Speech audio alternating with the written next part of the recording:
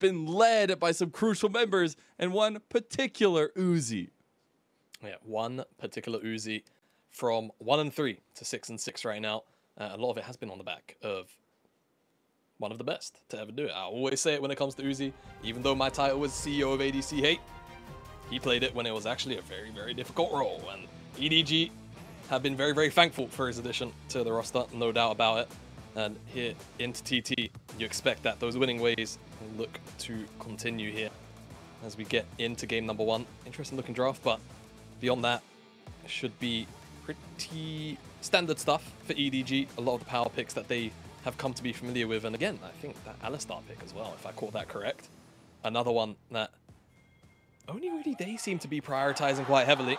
We'll see how that one plays out in this game number 1. As my goodness, those Gyos are some of the most enthusiastic I've heard in a while.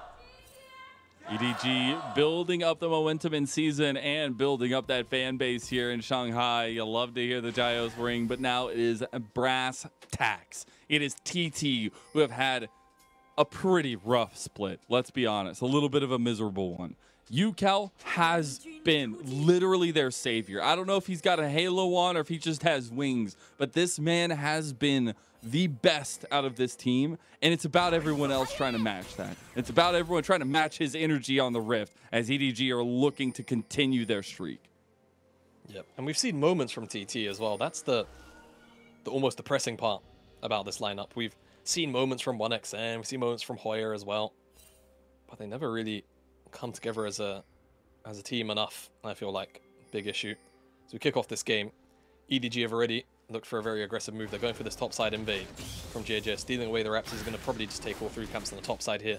And Beichuan quite far behind the pace. He's also starting on the red buff, so this could be a much slower invade. And hey, JJ could even technically cross over if he really wanted to, but I anticipate he'll take all 3 camps. Though as I say it, he is pulling this red down towards chicken camp, so we could see him actually cross over through mid, and then look to make things really, really awkward here for Beichuan on the bottom side and look to curb him out. And Yukel as well. Put a little bit of pressure here. Oh, takes that brunt as it will just be a pathing of JJ through the mid lane. Does end up getting the flash of Yukel, but JJ knows that something's going down on bot side and will not get a response as Beichuan actually gets out with 2 camps. Yeah, I'm kind of surprised that Meiko, oh not Meiko, I say Meiko because I see him on the screen, JJ is taking the path that he is. I would have anticipated that he either looked to cut off Beichuan at the Tribe Rush, or just went to go and invade the blue buff, to be honest with you. Either or. And allows Beichuan to go back to his own side of the map, and they will just continue to clear as normally as they can from this point on, I imagine. But nice early aggression from EDG. We'll see how it kind of skews the jungle matchup in terms of tempo and pace making in the early game. It is also just super cool. Again, I'm a big Uzi fan, but also seeing a lot of our young blood in the LPL go up against this legend, specifically 1XN on the side of TT. I really enjoyed his stay here on TT for this split after coming over from Joy Dream from JDG's LDL team. He was a big come up for JDG's LDL team, and he was a big reason they found success. But speaking of success, Beichuan finds purchase in mid lane just off the back of a gank onto a flashless Fofo afterwards. Incredible stuff, actually. Yeah, good play. Good play here from TT, and it's in the mid lane. It's the lane you want it to be in as well.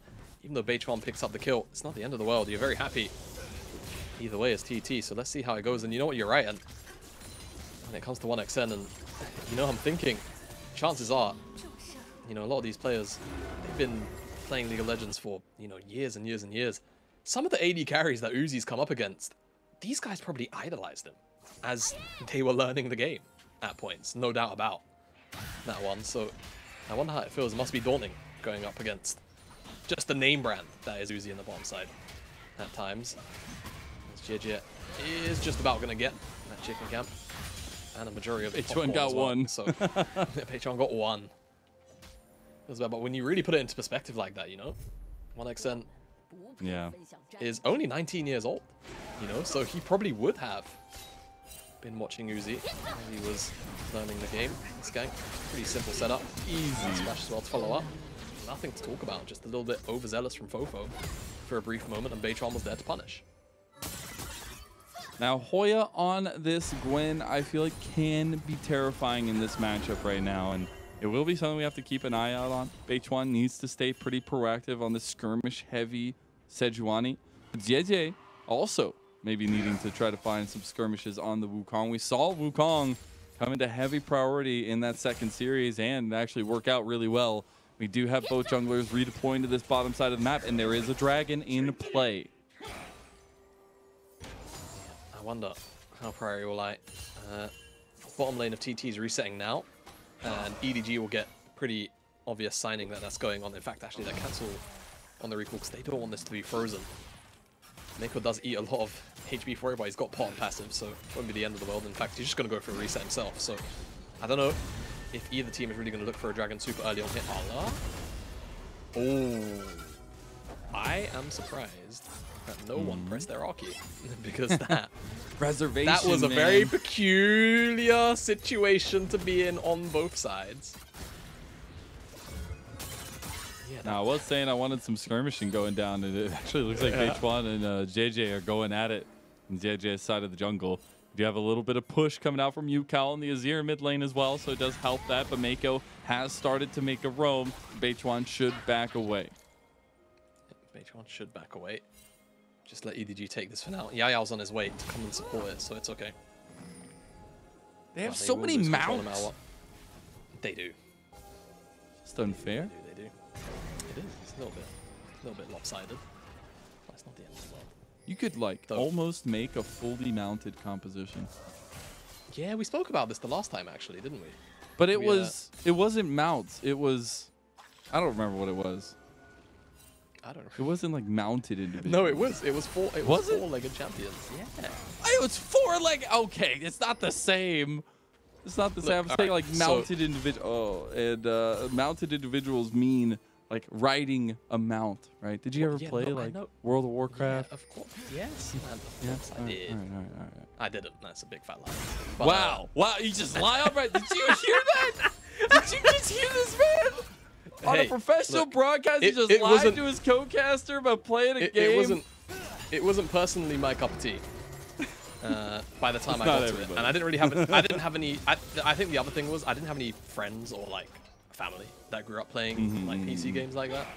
And also in the UK, PC gaming, it's not really been a big thing until recently. So I just can't wait to know life the Riot MMO. It's going to be coming sooner rather than later. But speaking of coming sooner rather than later, we got Ultimates coming up for everyone on the Rift. You also just got that Glacial Prison locked in for Beichuan.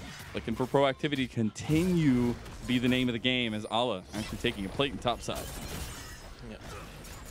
Losing a plate. It's Hoya getting it. Oh, sorry, rather. just the correct, but it's all right. We've had very, very short breaks today. In order to catch up, but yeah, that is kind of to be expected in that matchup, right? Hoya's actually up a significant amount of CS, 15 already at the 8-minute mark, and was that trade enough to put a little bit of blood in the water here for Beichuan? Does he want the Gromp? Does he want Vision? Does he want the topside dive? There's pings onto the Herald here, and this is actually going to make Beichuan think it was JJN until he throws out the Q. No dive. He's still starting up. He had us in the first half. Hoya gonna clear out this wave.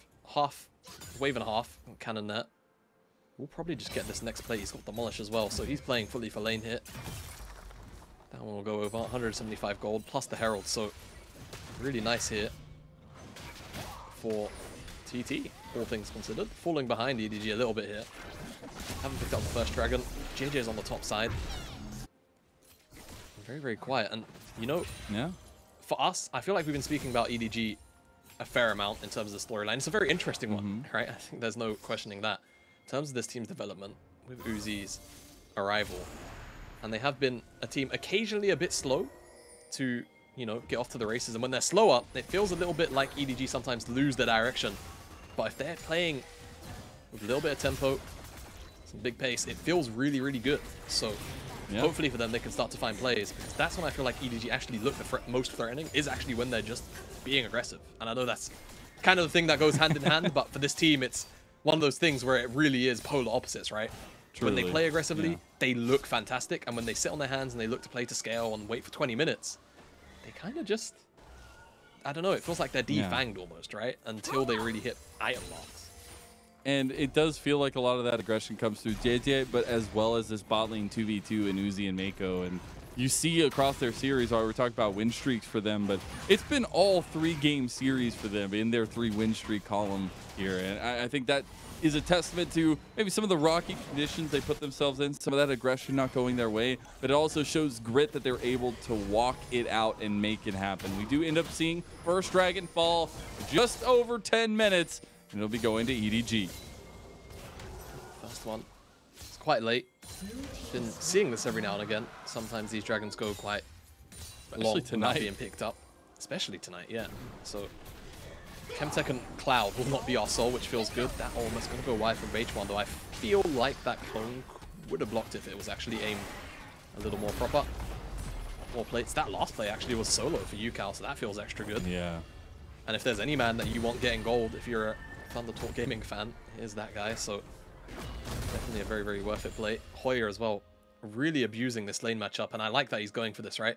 Arla definitely being stalwart in the fact he's not getting solo killed or anything like that, not getting pressure too heavily, but Hoya just abusing Demolish, pretty much off cooldown, stacking a wave, going towards the tower, looking for good trades, and now he's finally looking such for an advantage. Lead up here. Oh my goodness, that last needlework, if that connects, Ala's looking a little bit worse for wear, but this top lane needs to be dealt with somehow, some way, but it doesn't look like much answer is going to be coming through. Hoya is just going to try to push this wave as quickly as possible. Should be a TP back from Ala. Yeah, should be. It's going to be on the wave. Got Merc Tread, just going to stop Hoya from fully crashing the wave here. Still should go underneath now. This teleport's coming in from Fofo.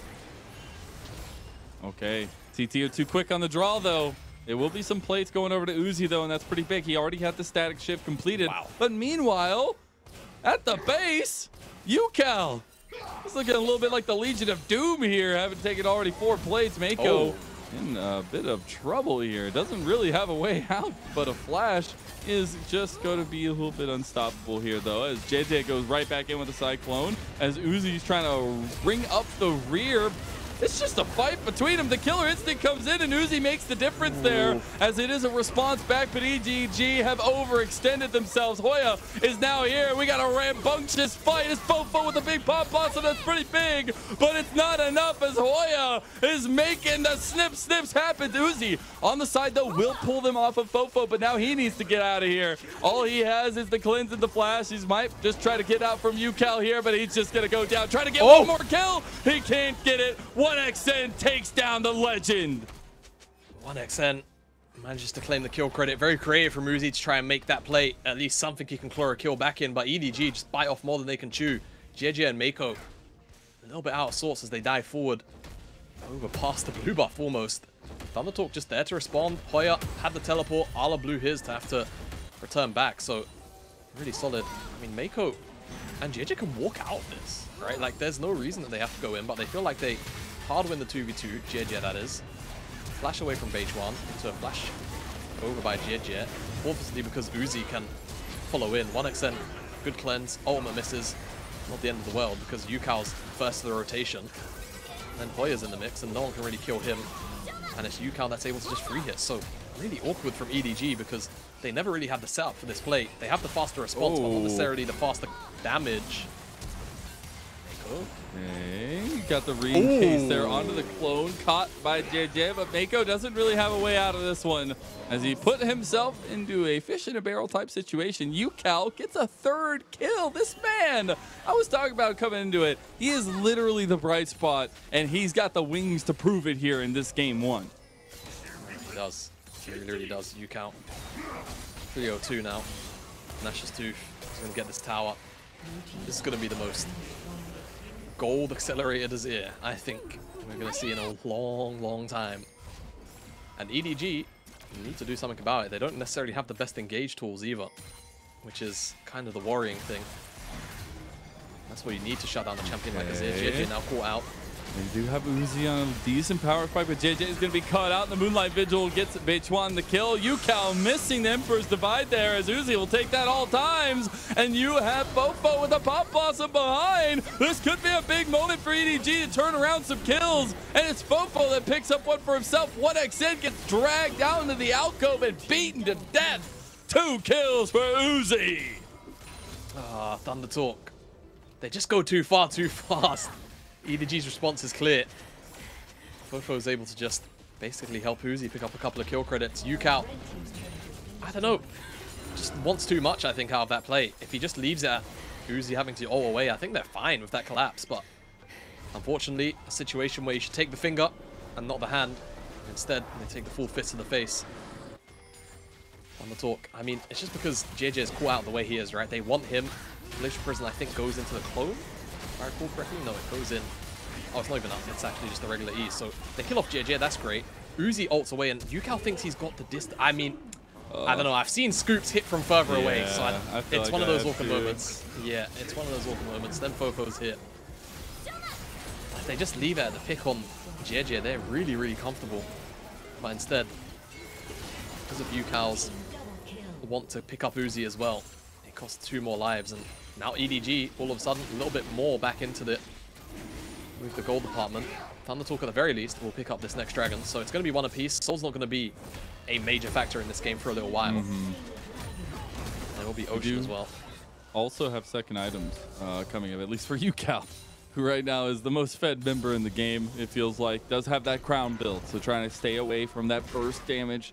I feel like there is a decent amount of poke that can come through, but Yukao is just racking up the scoreboard points here for TT on his own, getting a lot of towers and getting a lot of presence around the map. Uzi will respond on the other side as well. JJ getting that Rift Herald as well. Yeah, so a lot of tools in the hands of EDG now via the Herald to potentially just take a structure off the map. You would imagine it probably goes into the mid lane, but the fact that this mid lane tier 1 for Thunder Talk is so healthy, it could actually push EDG into a decision to maybe make a cross map where they get a tier 2 out of it instead. We'll see what they opt into. Both sides have a significant amount of wave clear. So I feel like if you're Thunder Talk, you really want this tier 1 to stay up. And if you're EDG, you just want an opportunity to snag a bunch of gold. Hoya could be that sack of gold that they're looking for. Oh no, there's 2 Wukongs! Watch out! It's the double clone gameplay. As you didn't know which one was which, the Pop Blossom comes out, and now you know. Fofo gets his second kill. That's got to be headache-inducing, though. 4 versus 1. 2 Nikos, 2 Wukongs. Hoya finds himself in an unfortunate situation.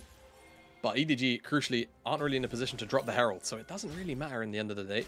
It's just a pick on the side lane where they're just getting a little bit of extra gold in their back pocket.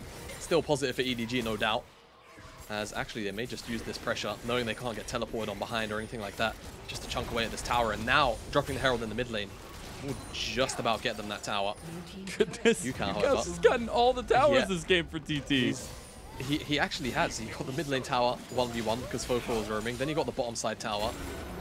Now he gets the top side in trade. Here's this Herald that we were talking about because this chunk came out. So this should just go down. Maybe they get 2 charges actually. This is pretty reasonable. If they want to defend it, they just have to hug the bottom wall.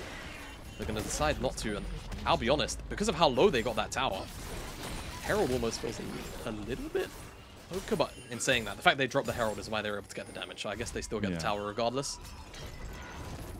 And it is all outer towers gone now on the map for both sides. You do see, ooh, we just skipped around a little bit.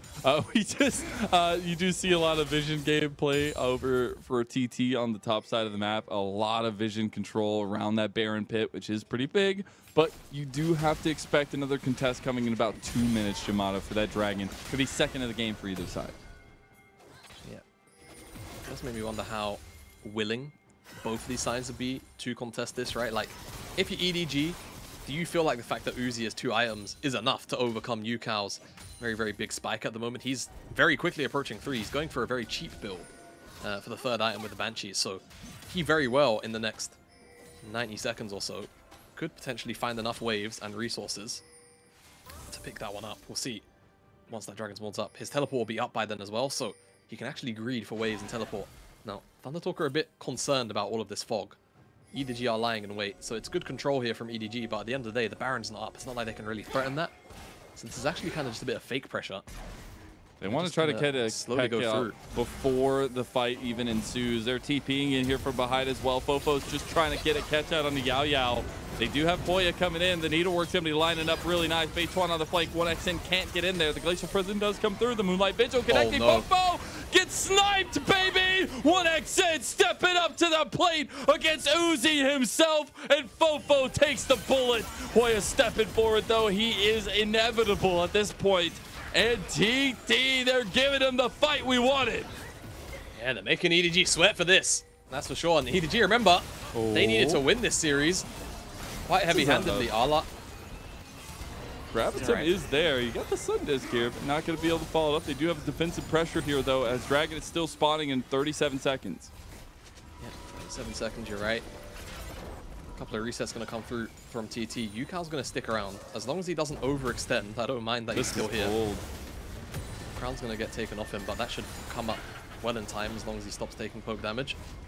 It's not the end of the world. Yeah, TT in a position where that collapse was not too bad. It looked quite threatening, to be fair, for EDG, but you see Yukao commits onto Fofo, and then Fofo's over the wall. Yukao's very far away until he can actually start dishing out damage on the bottom side. Beituan throws out this ultimate, snipes here onto Fofo, and speaking of snipes, here's one from 1xN. I guess he only has to right click, to be fair, but still well aimed on the ultimate. We're right back in it here. We got a flank from Ala, though, as Mako trying to catch out Hoya on the side. That is going to be a catch out on Mako, though, with those Needleworks. He's going to pop the Unbreakable. You have a bit of a flank garnered here by EDG, but Mako is going to get snipped down. Yukao claims the kill, and now it's a 4v5. TT, they want to take this fight. They absolutely do, but the Cyclone comes through. You got to watch Uzi. Uzi's on the side. You get the all-out from Ala as well. They need to get Uzi out of there, but Uzi's on the wrong side of the dodge. And Hoya takes him out. The Dragon now for TT, and there's nothing but a Miracle Steal here available for EDG, and they aren't even finding it. Nope, Beituan's not going to smite because he's saving it for the Baron. That's where their next destination is for Thunderthought Gaming, no doubt about it. EDG, again, overstep the bounds. Mako gets caught out, and then the turnaround is really, really solid. No one can really threaten Yukao or 1xN in these fights. Just free hitting, opening up at 2 items, and then some. This is Baron and EDG. They're scrambling themselves.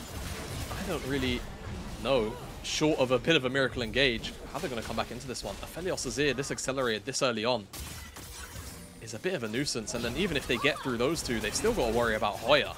So, yeah, Mako face checks, gets called out.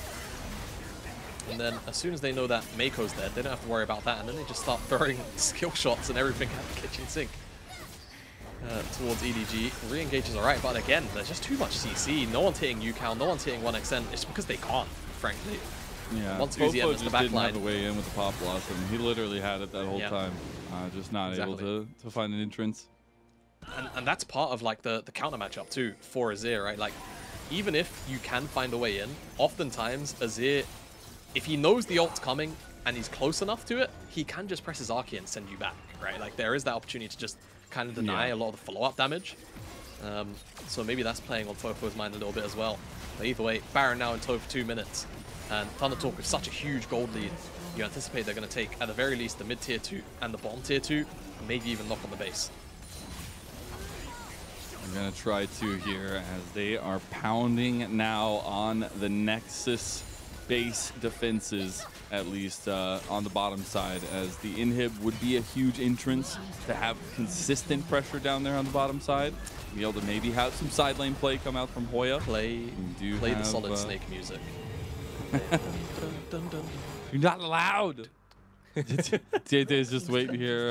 Nobody's around, but he's that control where he's like, I'm gonna kill it. I'm gonna get it. That control word is mine. I'm gonna kill that thing so hard. Go back oh my to god, it. he walked away from it. He's intimidated. The control word intimidated him. You know, it's America Day today, and what I was thinking about was like a proper Western standoff there between JJ and that pink ward. Just hearing the Western, you know, spaghetti. That was him, yeah. Just looking at that ward. They are going for a big push moment play here. No, Fofo can't get over the wall. They still get him, I guess. Yukao with the push over, though. The rest of TT should make it out of there. That was a bit of misexecution from EDG. They're just trying to follow it through, though, here. Can't find it, even though JJ really wants Yao Yao. Yeah, it's a bit awkward, right? I'm actually not too sure. Why could Fofo not get over the wall? He had flash. What kept him in place? I think he just wanted to ensure he didn't have to burn it. And because Yukao was stuck by all of the rest of the CC, which means that he doesn't really have to overcommit. So nice pick from EDG. It stops the remainder of this Baron, right? There was a realistic chance in that siege window that TT could have very easily picked up that tier 2, and that's just more gold in their back pockets, right? So that's what the denial is about. That feels good. I'm not sure if it was a shutdown or not. I don't think it was. They definitely break apart some of the tempo built up for Thunder Talk here. And maybe they can look for a cross map. I don't think they can contest at all. I think if they contest, they're psychopaths at this next dragon. That's what I'm talking about. I think you just look to give it up. Play for the next one. Get this objective bounty off the top side of the map. And just hope that that's going to be enough gold to claw into a couple of more items. Observer's hovering over Uzi. It's because he's at 3 items. Got the Guinsoo's, that's huge. I think spotlights are going to start changing here a little bit. Uzi will become the show-stopping factor in a lot of these moments if he can follow up on the engage that EDG are going to need to put down. While on the other side, you do have a dual threat and maybe even a tri-threat, and Yukao going to be that bridge for 1xN and Hoya to really be the showstopper for TT's side at least.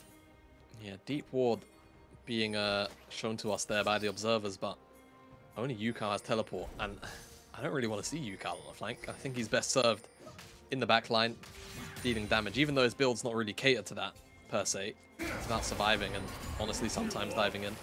That's where you need him right now. Getting mid lane priority. Hoya and Yao Yao should be able to just kind of ensure they don't get flanked. The wave is certainly going to die. So now they just get to have a staring contest with each other. Unless somebody pulls the trigger.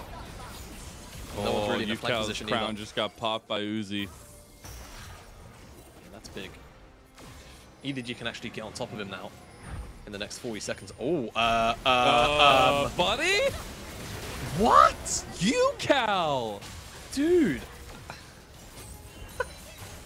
All right, well, Sometimes... TT now on the back foot. Sometimes you don't understand what's happening, but you have to go with the flow here. Hoya on the wrong side of town, too. Needs to find a way out. What is happening? It is devolving here for TT. As Beichuan, Yao Yao, and 1xN will make it out. Hoya's just trying to make the great escape, but he should get chased down. The all-out comes through, and that's an easy pickup multiple times for EDG. They'll be able to chase him down here. He is stuck in the base, and he just has to start riding to his loved ones.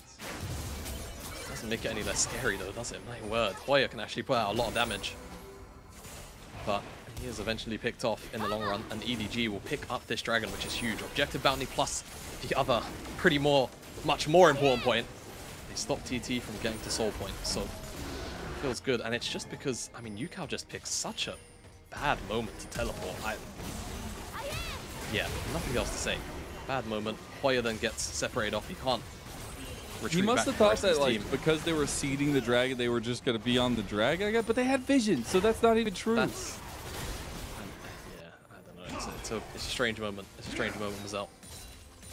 Hopefully it doesn't come back to bite TT in the behind, because so far they've been quite good this game. And remember, they are certainly not the favorites to win this series, but opening up the series with a win will definitely be huge for the confidence of them.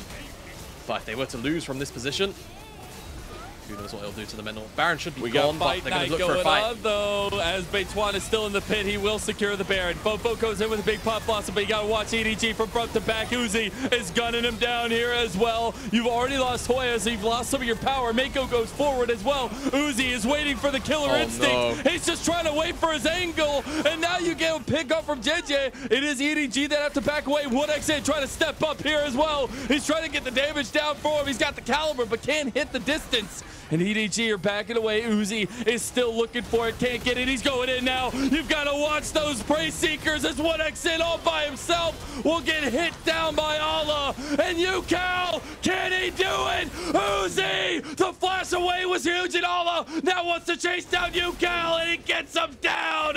Flash that Vayne emote as EDG go clutch.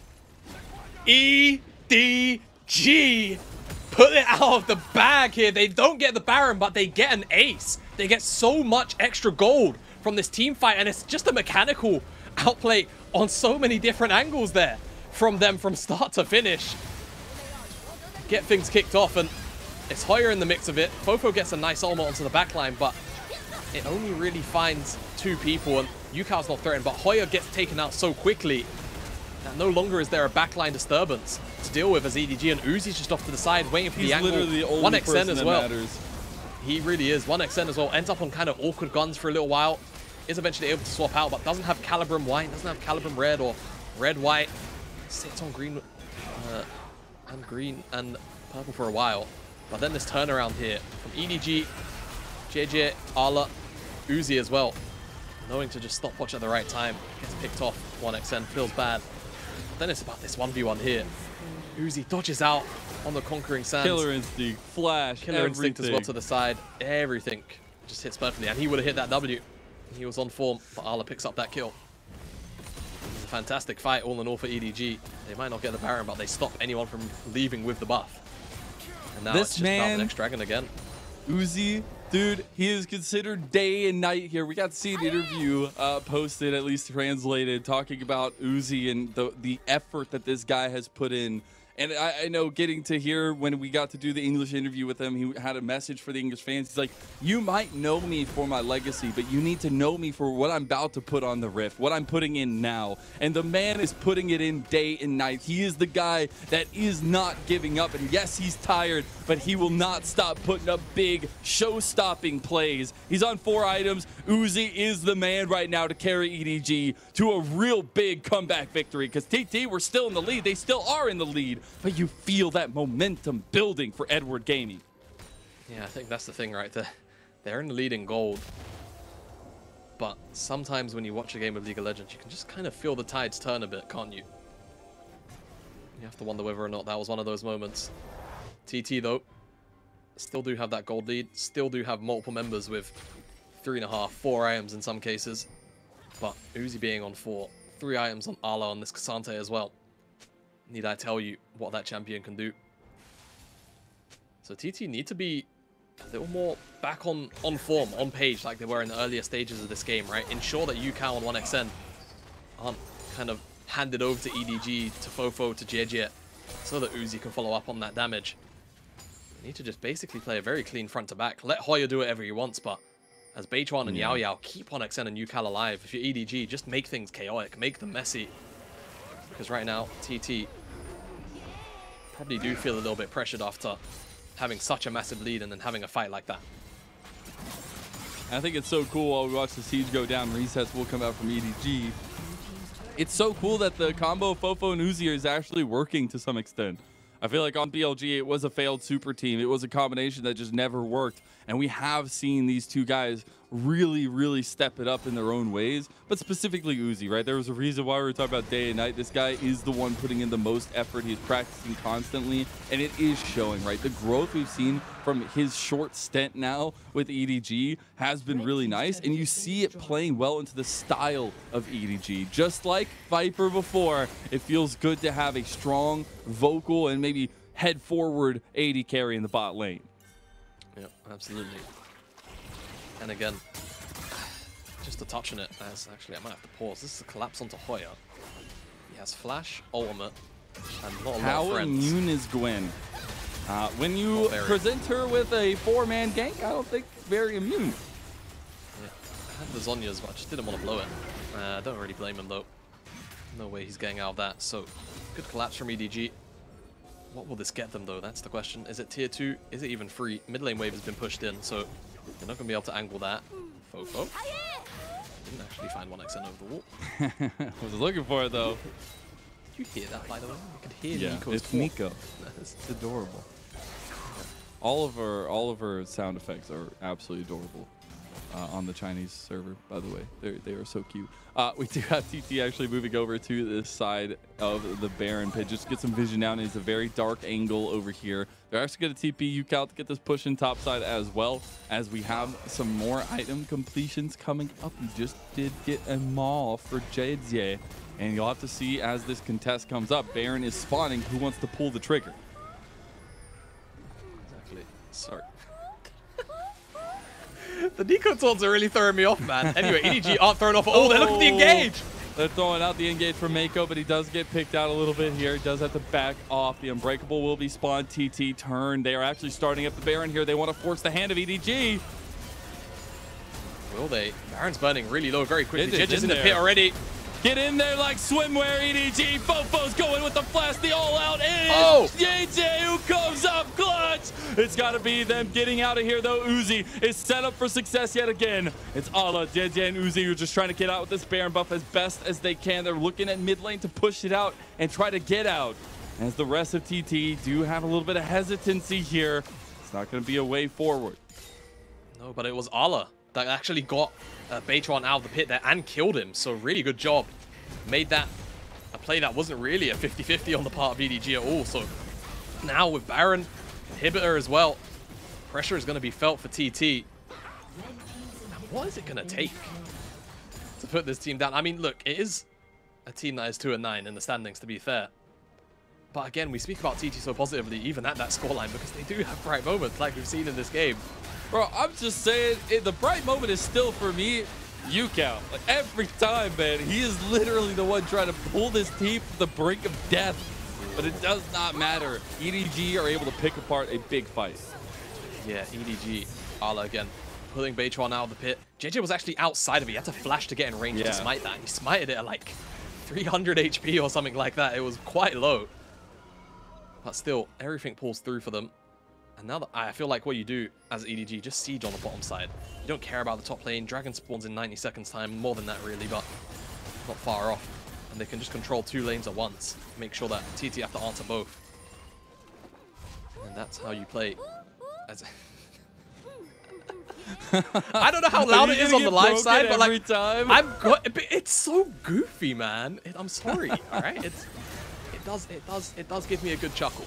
It is a pretty good one. We do see a pretty good one here for EDG is the side lane turret. It is tier 2 down with the Baron buff still up for another minute. We did get Lord Doms completed for 1xN. We got the 4-item power spike with the stopwatch in tow. There is some fight left in TT's tanks. They definitely do have what it takes to make a team fight go their way.